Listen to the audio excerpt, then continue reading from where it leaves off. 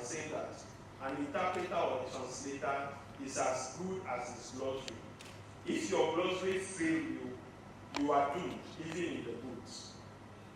So in this evening, we are going to consider how to develop glossaries. And I have with me 3 seasoned professionals, and I'm happy to notice that we have 3 generations here, basically. The senior, the middle generation, and the younger generation. And it perfectly fits in the plan that I was having in mind for this glossary platform. Because we need to talk about how glossaries were prepared back then, in the past.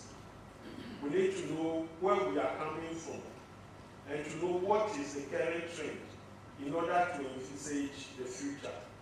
So without wasting much time, I'll give the floor to the senior man so that he can share with us his wisdom about glossary development. Thank you.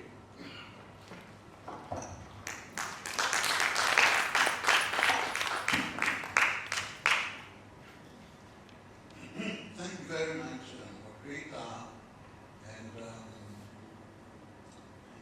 I welcome everybody to this session, this roundtable.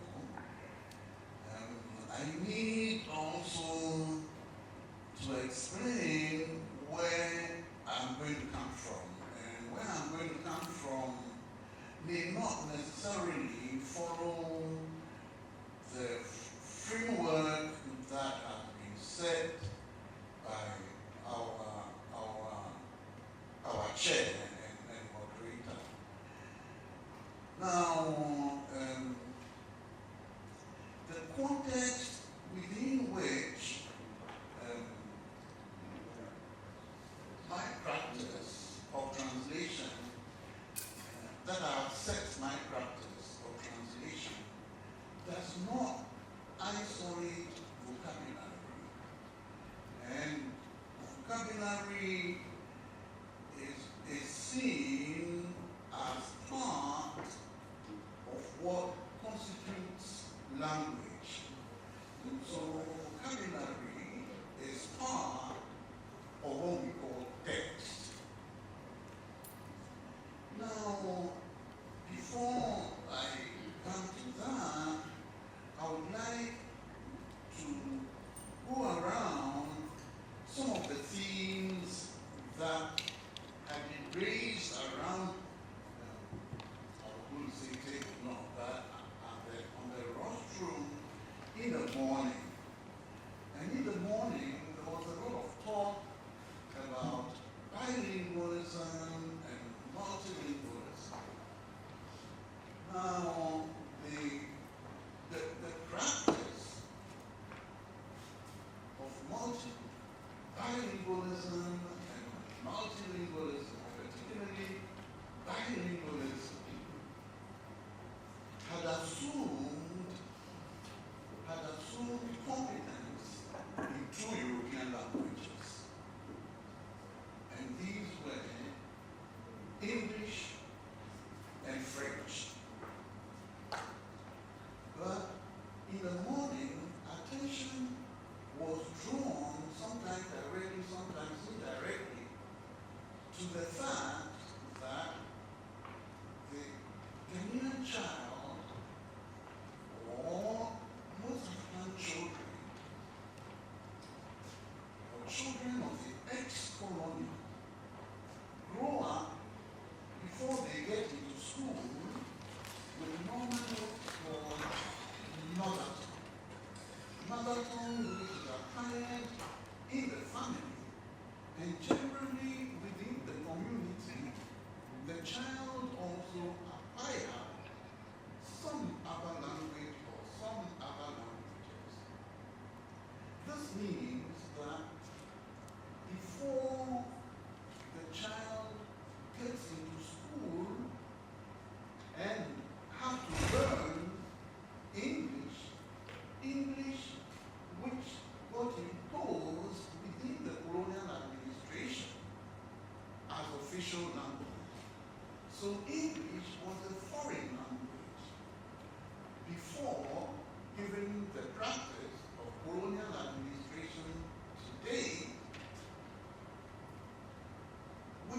practice has turned English into part of the Ghanaian cultural package. The way French, Portuguese, and Spanish will have become part of the various baggages of various cultures within which the colonial powers settled. So the Ghanaian child or the African child in school is being taught competence in a foreign language, in another language, within the formal school setting. Now, I'm drawing attention to something that we teachers of language, teachers of foreign European languages have ignored, and that students who come to us, whether in high school or at the university, have, before we get them into the European language, already some language or some languages. In other words, these children are already have a language, and where they have a mother tongue, then we are developing in them a competence in bilingualism. And where they have other languages, African languages, then they are developing in them within the school and the university system multilingualism. What I'm trying to get at is that our framework for teaching these other languages, European languages, in the school system doesn't take account of the languages that these children or students would have acquired before. And the hypothesis is that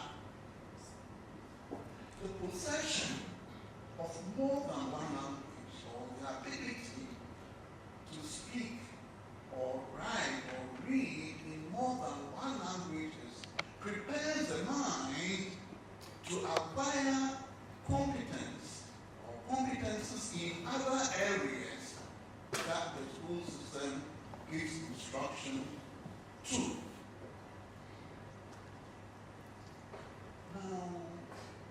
Now, I don't think we did much with Atta's thesis, but the thesis should have pointed some way to how language is informally acquired. And this is the case for children. So this is the first thing I want to make.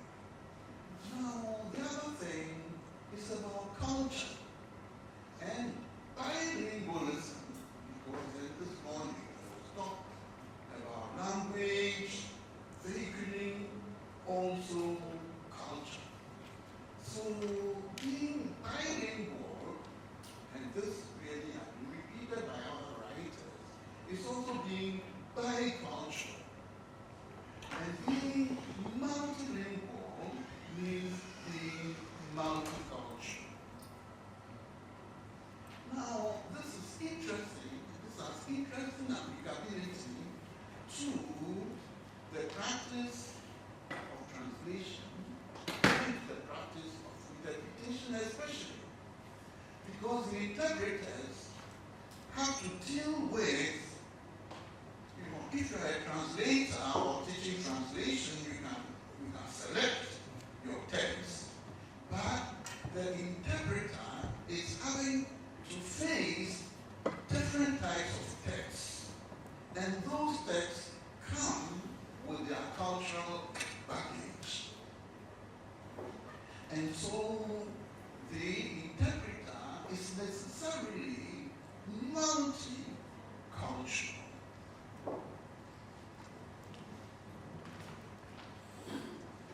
This helps to avoid some of the pitfalls that were raised earlier this morning. my own practice of translation, of teaching translation in the department, as I said, has consisted in dealing with texts. And the first principle that we follow is to characterize the text that we are having to deal with. This is not always the case if you are doing interpretation. But if you are doing translation, the text is before you, and what we encourage is to be able to characterize the text that you are dealing with. And then to also to raise, before we set to translating, the difficult areas and deal with those difficult areas within their context. And these difficult areas might be areas of vocabulary, but we are dealing with them as they place themselves within the context of the text.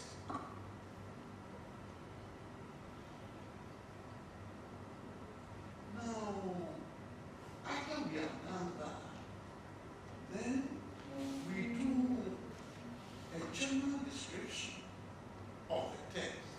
And these guide us in the final translation that we do. This is not without some problems.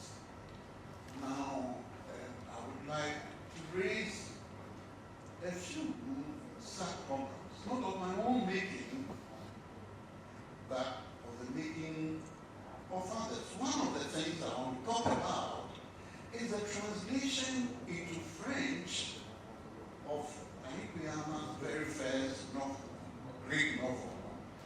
Greek novel, I've had occasion to subject it to rigorous critique, but I don't deny that it is a masterpiece. It's a Greek novel. A Greek novel, and by that same token, a very difficult novel to translate. The translation into French by a man and a woman, they appear to be a couple, and I think it's great work that they did, but it has its own problems. And when I was teaching at the University of Abidjan, I had to do part of a course called Etudes Africaines. Etudes Africaines, and I was given to teach L'Âge d'Or du Peuple, which is the French title of The Beautiful Ones Are Not Yet Born. And so then I had read the L'Âge d'Or du Peuple, but having to teach it, I had to read it with a bit more rigor. And one of the first things that struck me, let's talk mention to it. One of the first things that struck me was the title, L'Âge d'Or du Peuple. Now, it does translate the idea. So, actually, something else that I was thinking, what I insisted on, and I think this came up in the morning, what I insisted on in the translation class was meaning and spirit. Meaning is getting to say what the passage is saying, and spirit are the nuances. The nuances came up this morning. Dramatic expressions and cultural allusions and so on. Now, the beautiful ones are not yet born. L'Âge d'Or du Peuple. Two elements that get missing. And I don't know how those things have been captured in the translation. First is the why in the beautiful ones.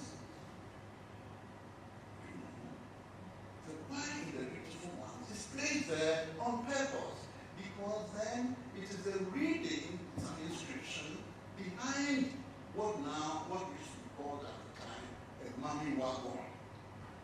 And it's addressing an issue. And if you read it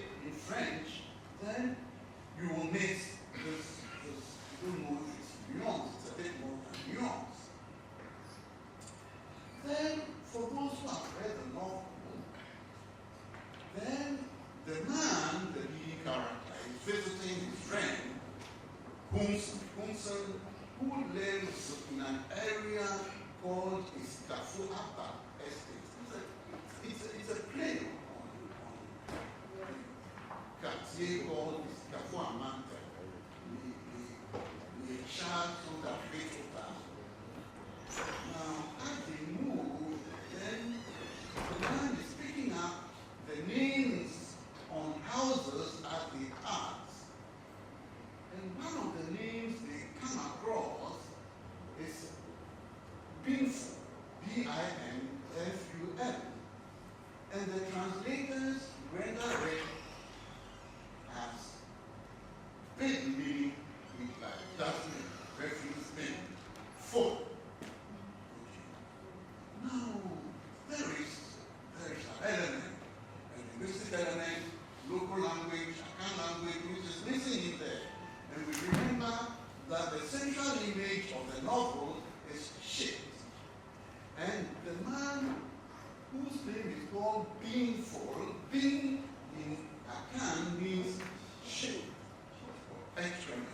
So Beingful means being full of shit.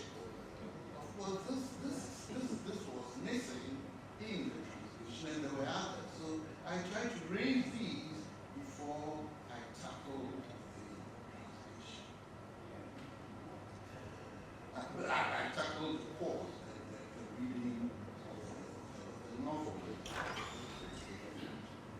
Now,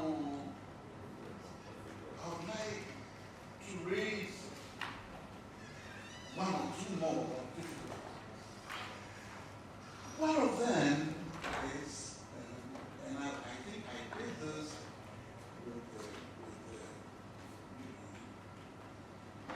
this is the sandwich program in translation. So I must have done it with the master students from enough and so. And of course, I will prepare the passage before we face the students. And I came across the expression within the text. There's a passage on the career of Ufiana as Secretary General of the United Nations. And Ufiana is quoted as defending his certain practice, his association with the genocide of the Tutsis. Now, there's a comment by the author of the passage that we were looking at. And the comment is, as far as banalization goes, Hannah Arendt will have something to say about it. Now, I wrote the name Hannah Arendt a number of times in my reading, and I know that she's a famous Western philosopher, but within the context, I needed to understand. And so I read up some references that I had in my library, and I also got on the net. And I found out that the author of the article,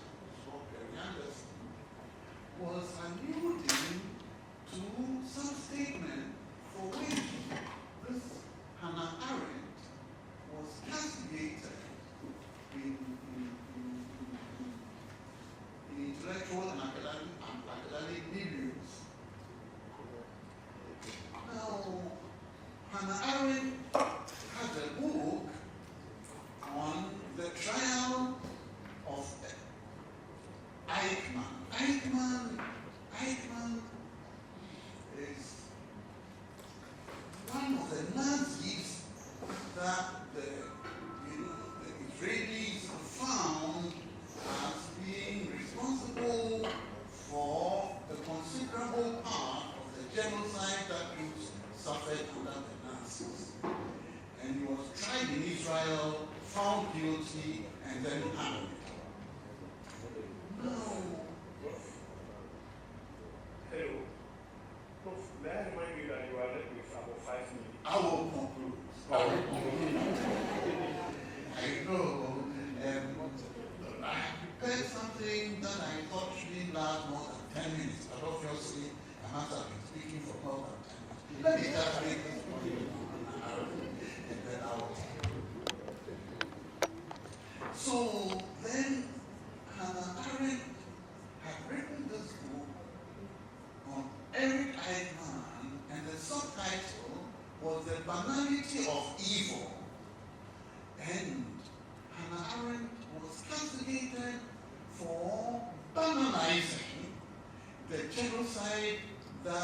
Jews suffered. And she herself was a Jew. And further research showed that at 18 years of age, in the Department of Philosophy in a university in Germany, where Martin Heidegger,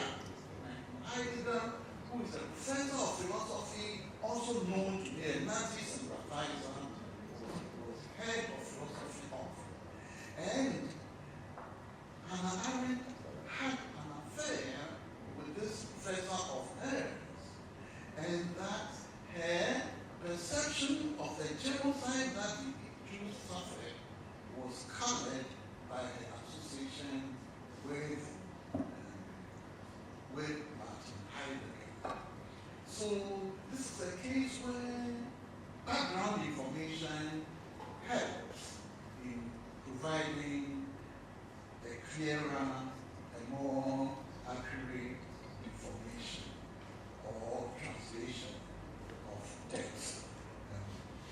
Moderator, forgive me for eating into your time, but I'll raise my point here, and if there are issues, I'll pick them up.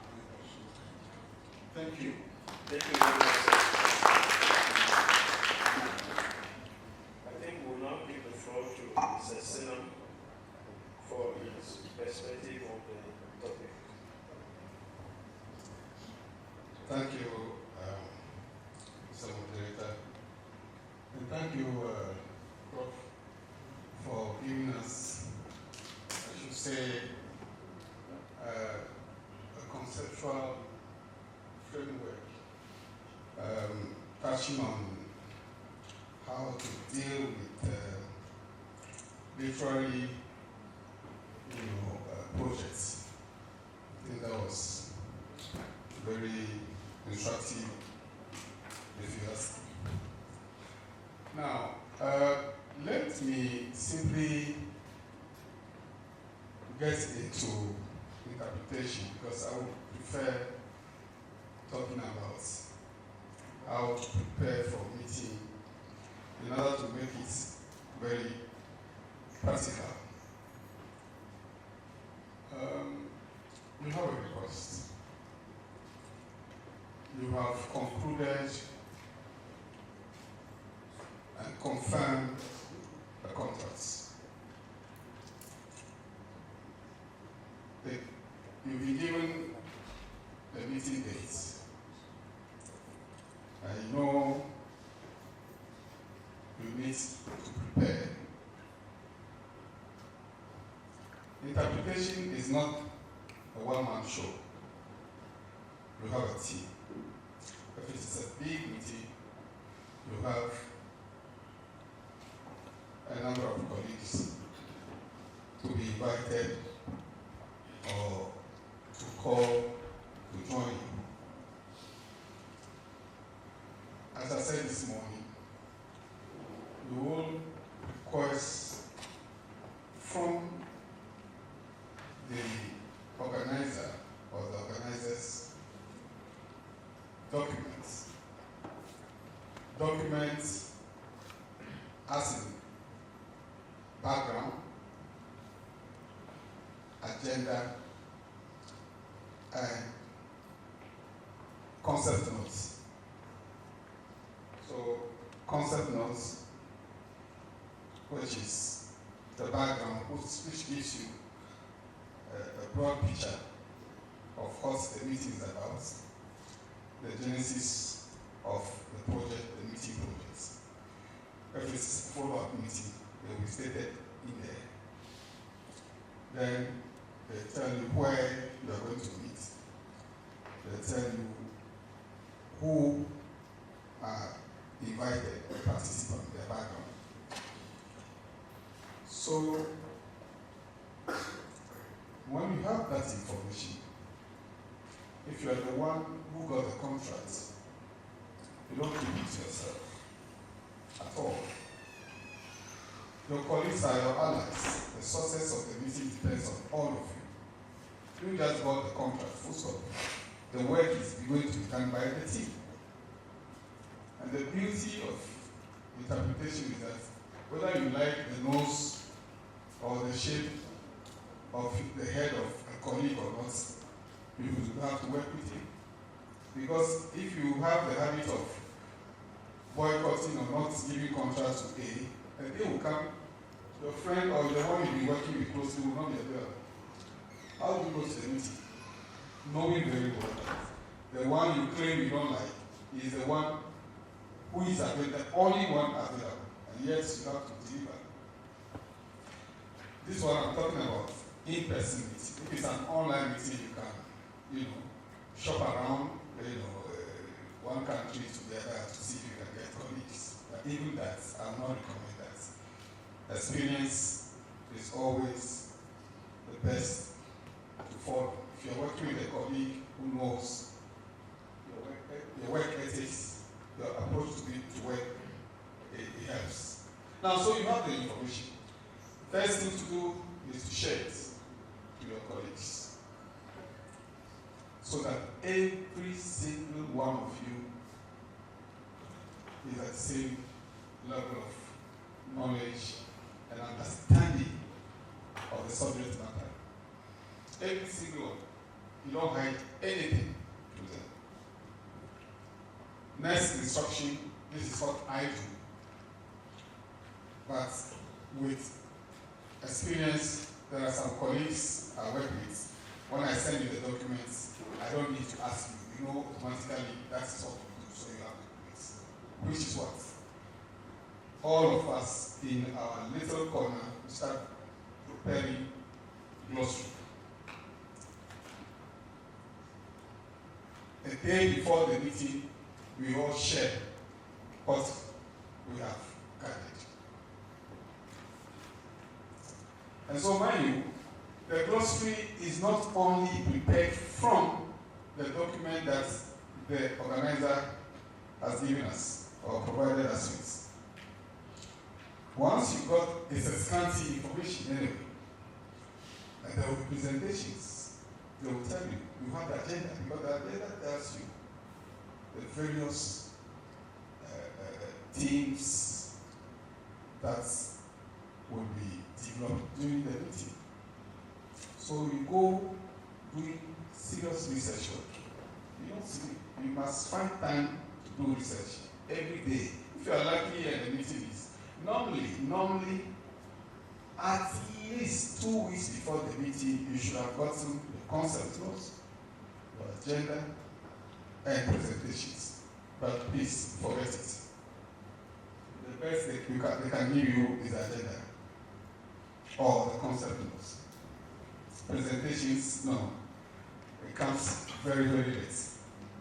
And you can understand, everybody is busy, and sometimes you send in an earlier, unless it is something that you do, all the time, present at, various meetings anytime. So you just, instead of working here and then you are done. But if it's a fresh, presentation, new ideas, new, things to be developed, it takes time to put your thoughts together. And so, hence the delay. So I have been I've been a trainer, I've been part of, policy and all that. So I know exactly what it is to suffer that syndrome. So you all rely on what? These days you have the internet. You first of all go to the website of the organization. Let's say WTO. The meeting is about a WTO thing. You have to go to the WTO website to do research. Some of these international organizations, they have planned events columns. So sometimes when you go there, you see that your meeting is a follow-up meeting to previous meeting, to a previous or a few other meetings. So and they put on the website sometimes the right information, including resolutions, from the previous meeting. So you know automatically that your meeting is going to be a follow-up. So when you are armed with that resolution, you have all or most of the information. Now, glossary of vocabulary is something that you need to take serious, because that's the golden key to your success in the books. Because remember this morning I was saying a single word, one small word, you think it's an easy, you can get it, it can escape you and you will get so stuck that you cannot move. But constant reading of these materials will even help you to have synonyms. You can use synonyms before you even land the type you remember, or the one that was escaping you. Now, you need to have in mind that international meetings come with acronyms. You must make sure all acronyms, you have their meanings. There are some it's adopted, you don't translate them, because both languages use them. But there are some, or most of them, in various languages. So in your language, you must know the acronyms.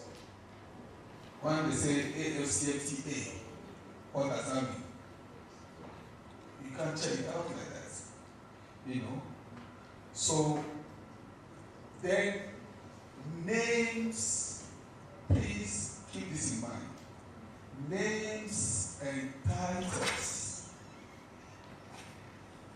How do we render them? Board chairman.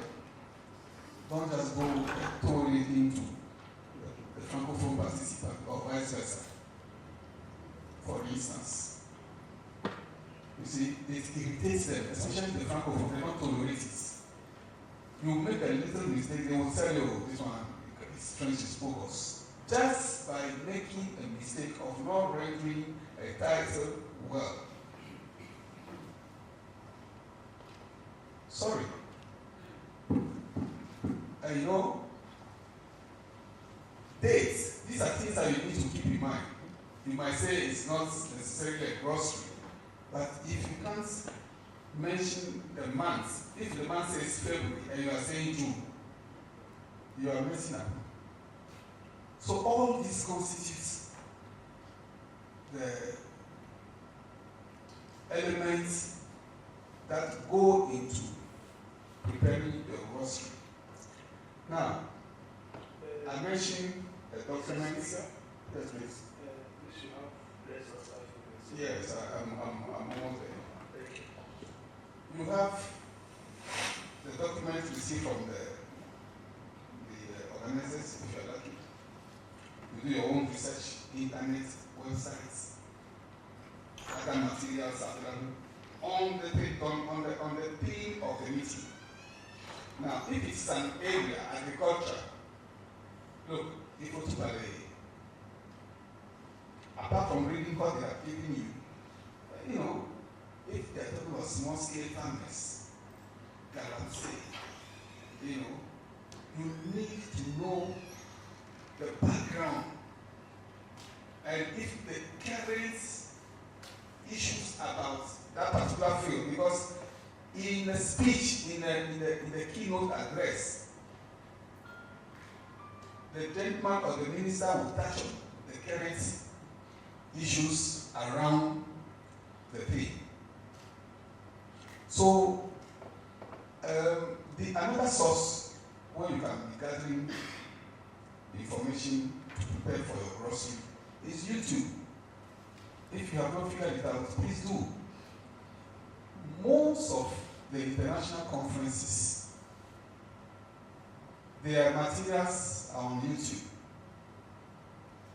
So just put on your headsets. And if you don't want, you can be alone in your corner and be listening and taking notes. The general assemblies of some of these international organizations, ECOWAS, the speeches are available. So that instead of you thinking that you don't have, you could make do with what you have until the meeting day. And so, you know, as I said, he started by saying you should proceed alphabetically. Yes, that is also good. But area by area, for instance, I have, talking about fisheries, you know, for those of us who have done translation work, I have done a lot of translation before I veered into interpretation. And that's an advantage because then you have a lot of materials to fall on. They kick you, they remind you that, oh no, this thing you have done it before. Then you are good to go. So make sure you develop your glossary as well, theme by theme and domain by domain.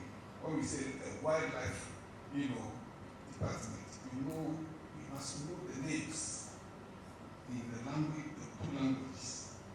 If it is, agri, if it is, the mining sector, you must know the names of these days. You're talking about the FSA or DRC having problems. People are talking about the various minerals they have, Ukraine and all that, terra and all that. See, you just need to be on point. So it is only by developing by domain that your expertise becomes sharpened. You see, because when you take that domain, you see all that is used to describe, to propose, and to do business with, then you're okay.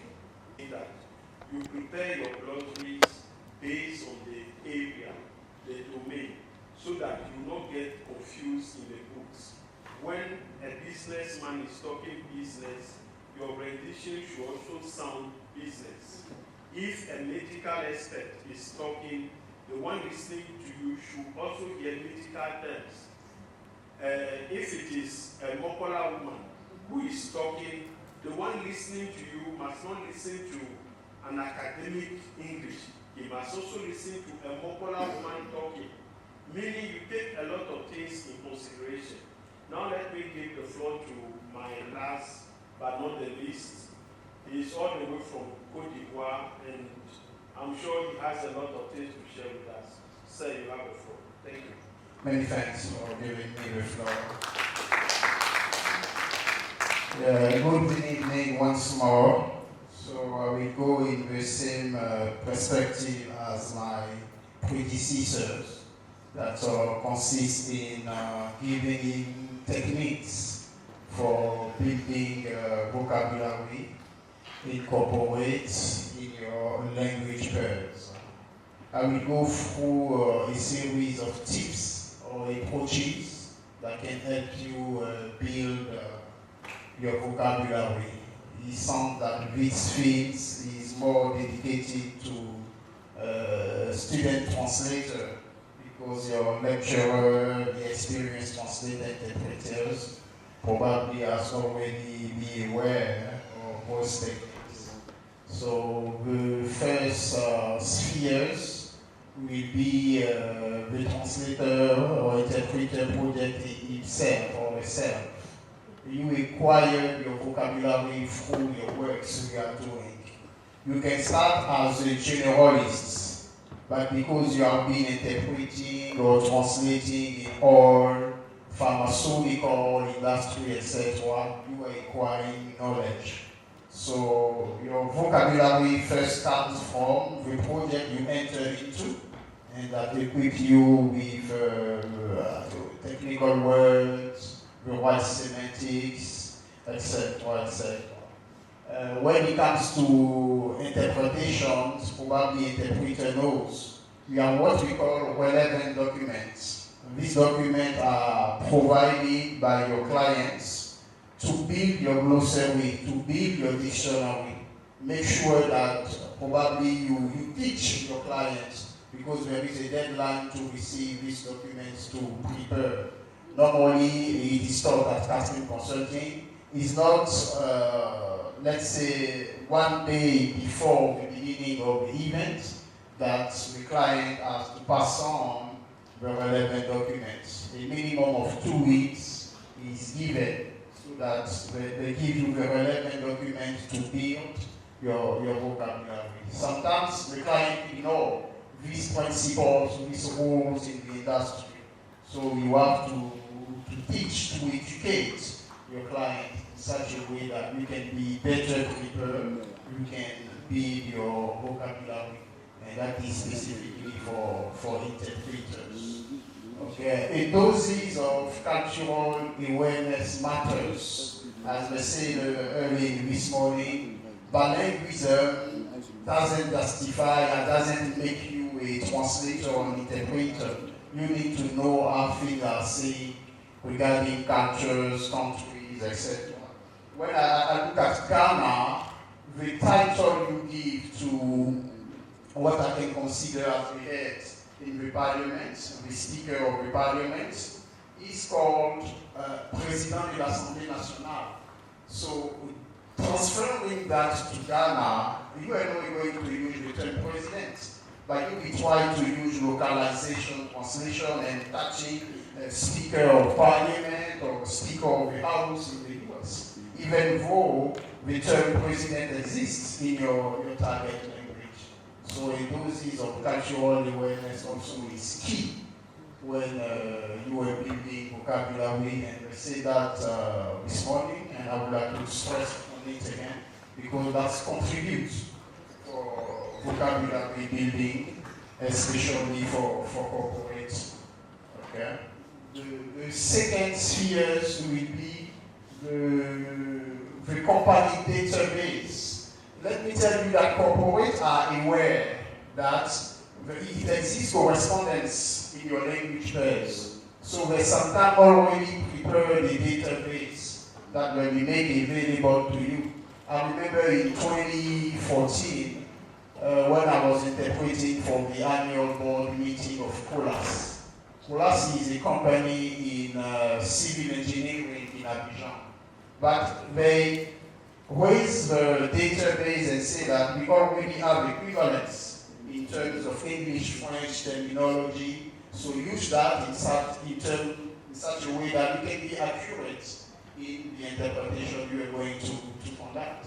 So companies are database. So when you join or you are going to translate for a corporate, to build your vocabulary, you can ask them to make that available to you. And not only companies, at the level of nation too, such database exists. So you probably know the database of the Canadian government. So Canada has built Senam. Probably you, who is aware of that Senam? Somebody in the audience knows Senam? Somebody? Nobody? Okay, it's a participant from Côte d'Ivoire, Mr. Mani knows. So Senam is the database of the Canadian government. Canadian government has already prepared everything. So once you know that database, you go and you build your vocabulary to make sure that you convey exact translation, since Canada is a bilingual country. So the translator is something that he has to take into account. The first figures will be the CAT. My sister probably didn't mention that.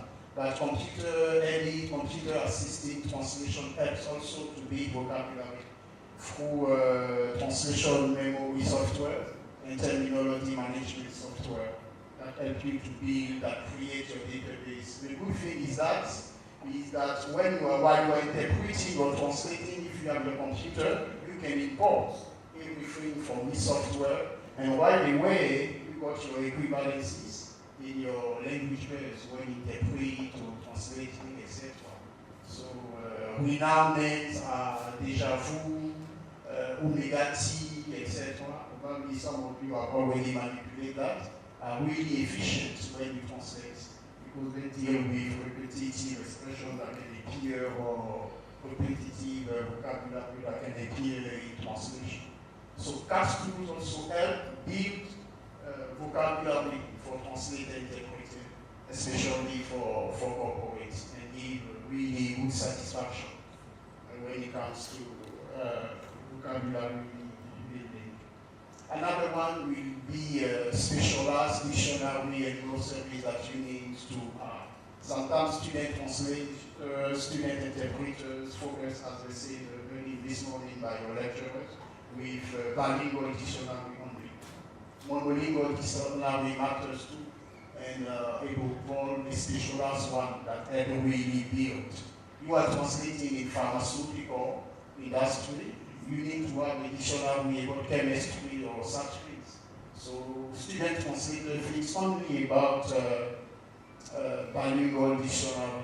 You have to extend your comprehension of that by requiring also specialized, dedicated, monolingual dictionary should be part of your respective library. So if you move to the sphere number 5, it will deal with seminars, capacity building training that exists. To sometimes have a strong vocabulary, there are some certification in specific industry.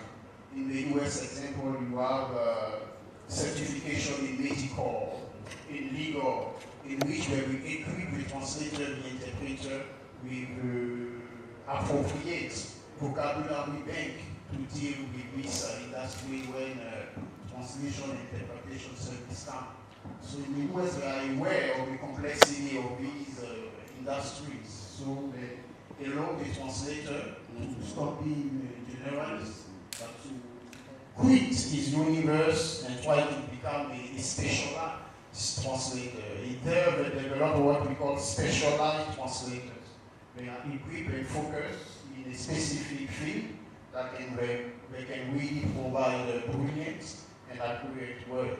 So student translator has to think about this approach, enter into such training, such certification to be really equipped, to really get the vocabulary corporates needs. Because the course will be interesting to have the jargon of the legal industry.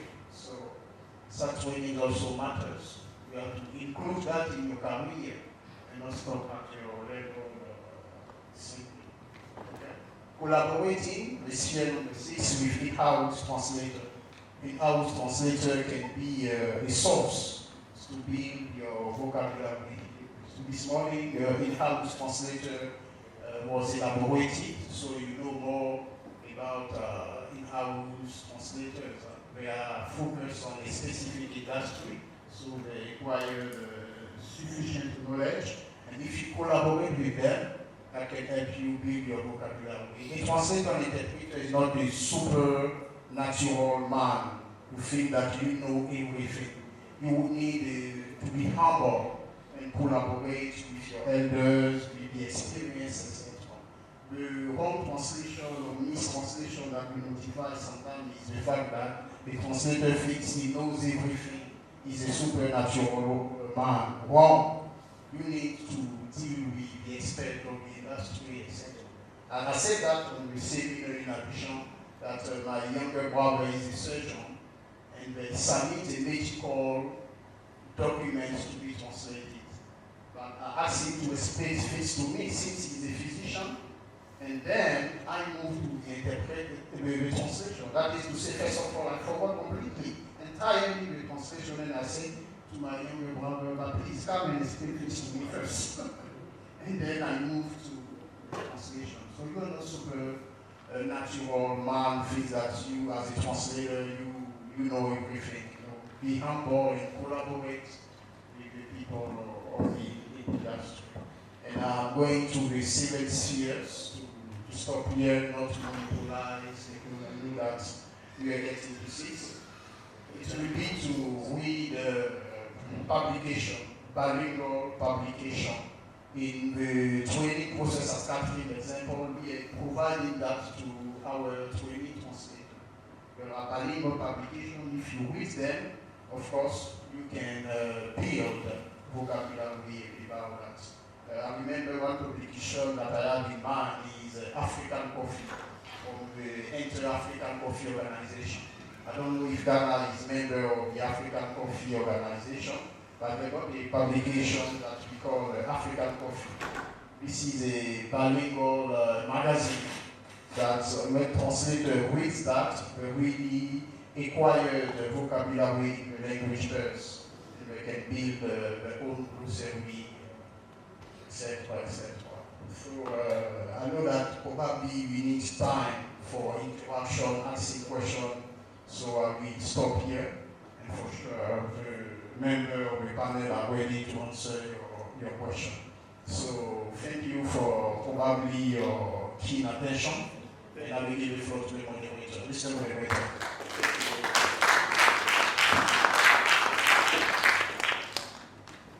The interpreter or translator is not a superman or a superwoman. You need to be able to learn from your peers, to learn from your seniors, and even to learn from your younger brothers. Otherwise, you will go out there and shame will humble you. Thank you. I don't know if you have questions and comments. Yes, I can see one man here. Who else would like to take the floor? Yes, you.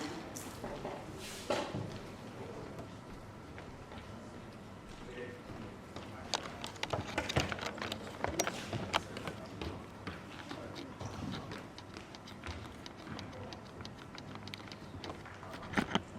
Please, when you take the floor, be snappy and then. Okay, I was saying that I have two questions. So the first question is about the cultural awareness and especially about the localization. Mr. Kassi spoke about the localization. So my concern is that when you receive a document to translate, is it good for you as a translator to ask the client, the country where the document is going, to make sure about the words you are going to use? Can you ask it as a translator? And the second question is, talking about the glossary, the vocabulary, is there any particular website where you can go and check, or is there any particular question or you can type to find the right glossary units? Thank you. CATRIM consultant. And you made reference to CAT tools, computer-assisted translation tools, which are used in making references to glossaries. Can we also have expatiating on how computer-assisted interpreting tools are also used in making reference to glossaries? My first question goes to Mr. Adelakwa. During his presentation, he did mention source of knowledge where we can be getting it now. Okay, it's not part of the panel, sorry. Yes, since we are wrapping up, and I have to go to my question. Am I allowed to proceed?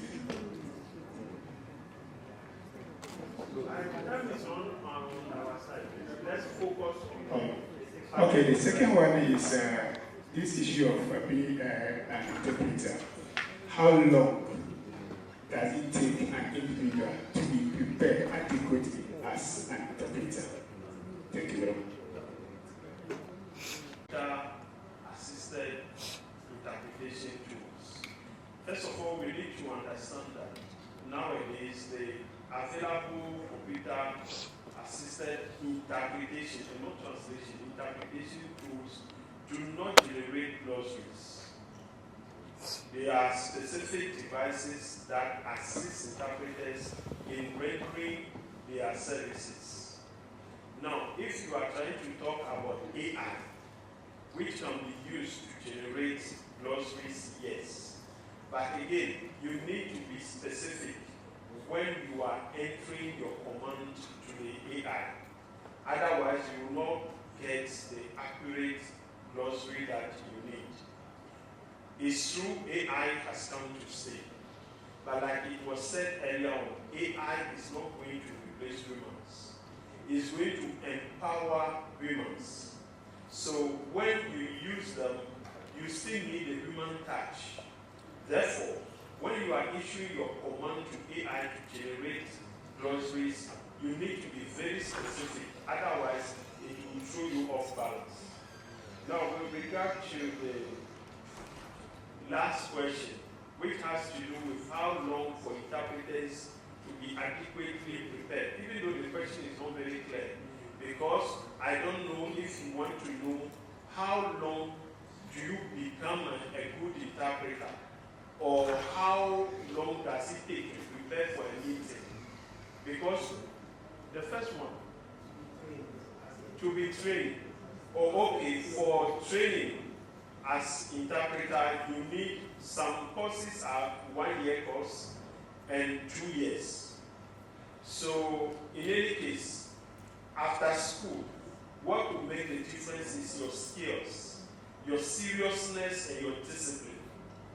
You can be trained by the best trainers in the world, but if you are not disciplined, even after 10 years, you will still be a bad interpreter. But if you are disciplined, normally maximum a year after training, you should be able to cover high-level meetings. Thank you. So I'll give the floor to you between the two questions. It sounds like the first one was coming from Mr. Fulgence, that were asking a question regarding localization. Of course, Elvis can probably, that freshly finished the program, can confirm that. During his training, we notify clearly to him that when a client comes to end the word, there is a series of questions to be asked. Which country this document is dedicated to? Because we want to provide localization translation. The term used in the US is not necessarily the same. In the UK, look at the common word we have right here in Ghana, washroom. Washroom is not the term used in the US, that's usually washroom, etc.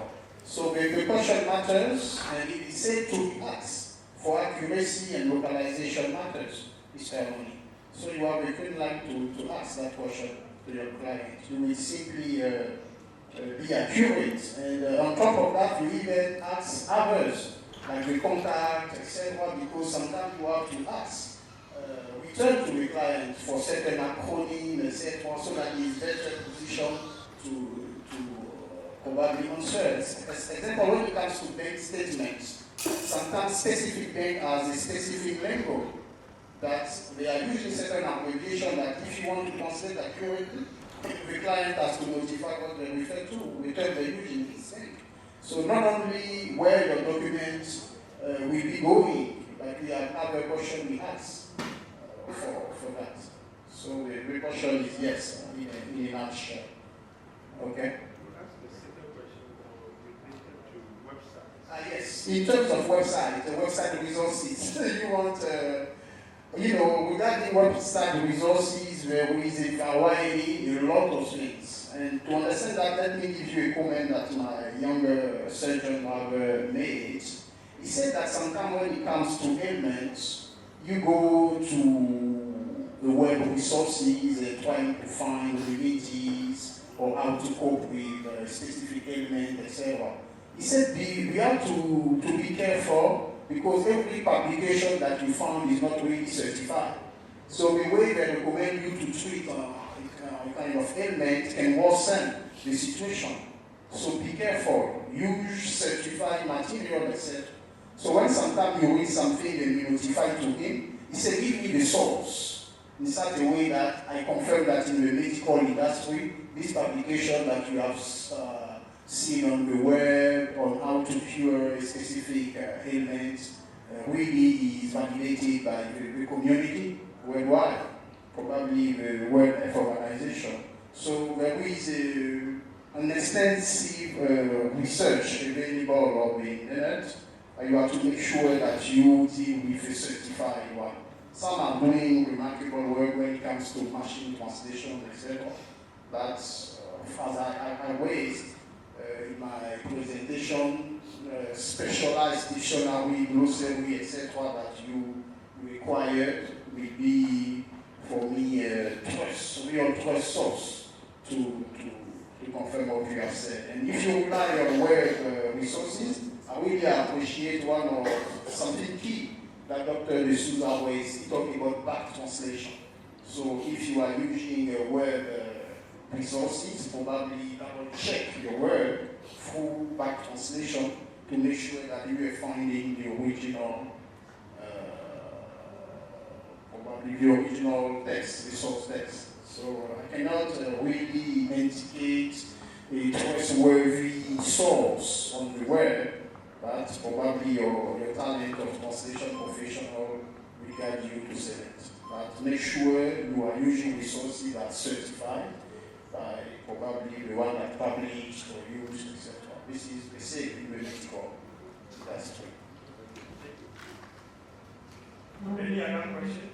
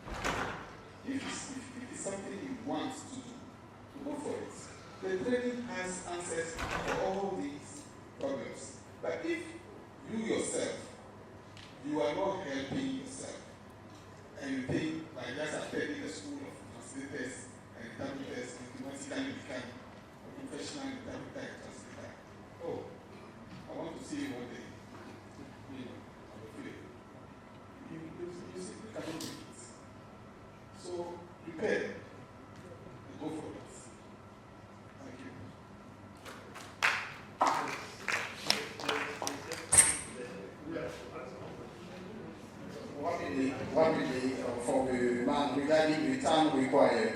But don't forget the prerequisites that also matters. Are you proficient in both your languages? Are you a passionate of languages?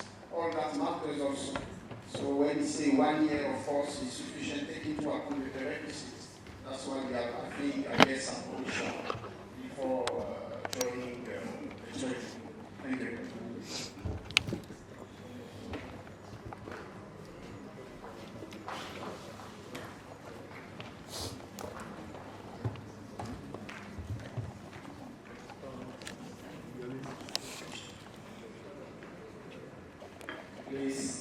My name is and the first person goes to Professor Britwum, and the second one will go to Mr.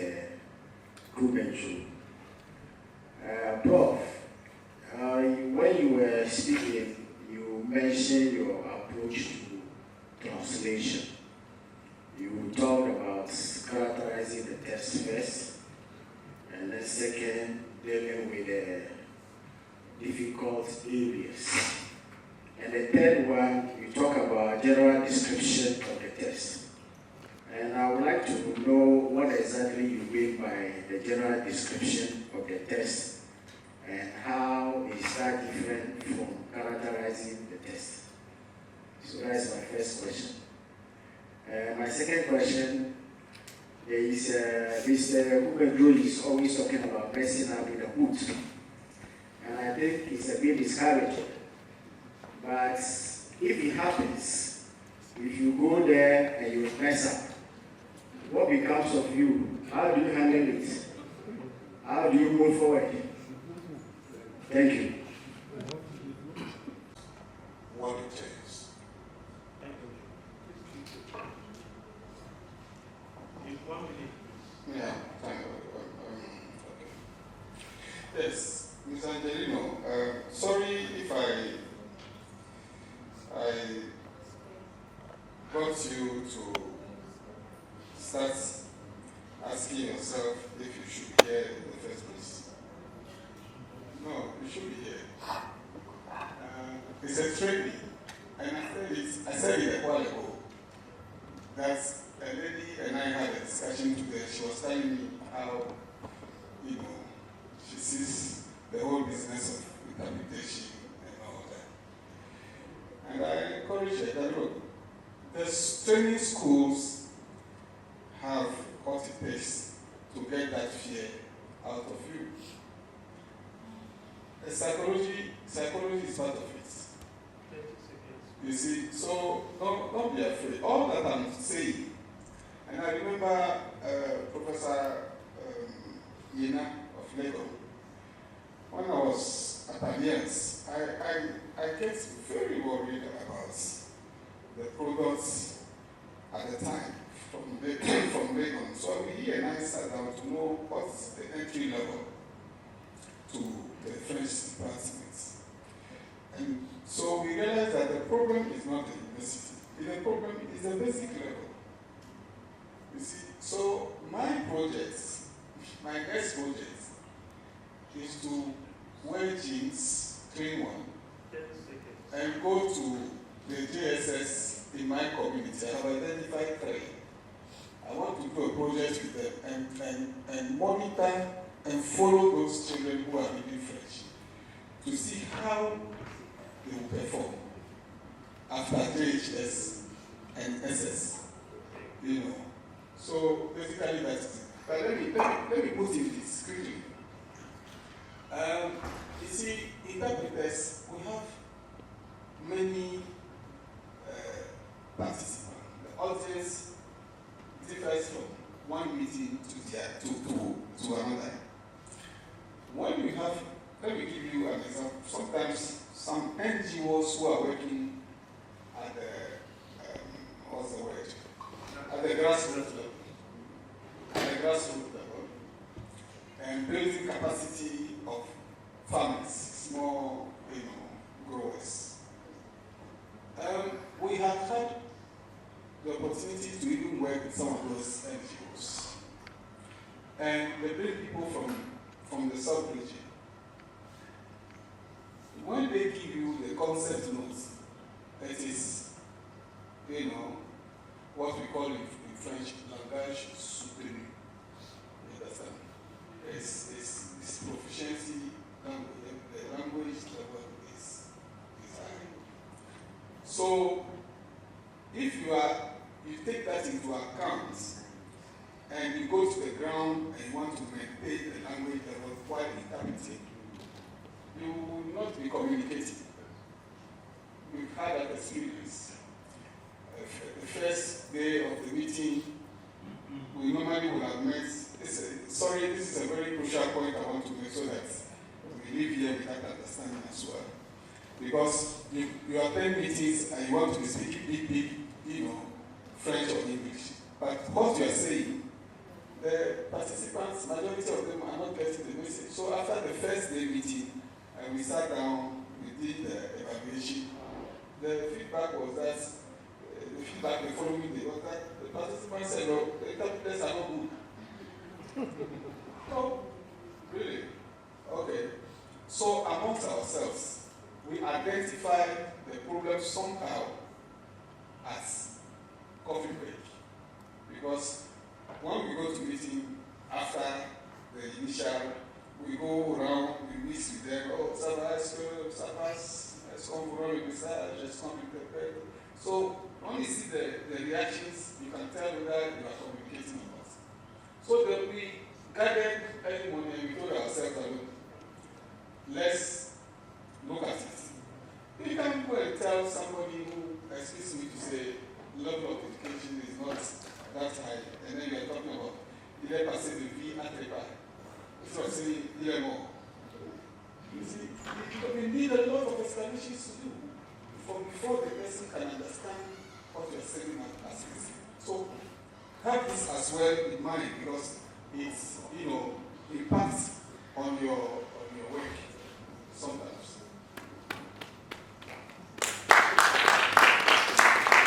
Thank you very much. I think it's time for us to conclude this session and to answer your question. When you go to the booth and you mess up and your confidence is shattered, I don't know. Just make sure you don't reach that level.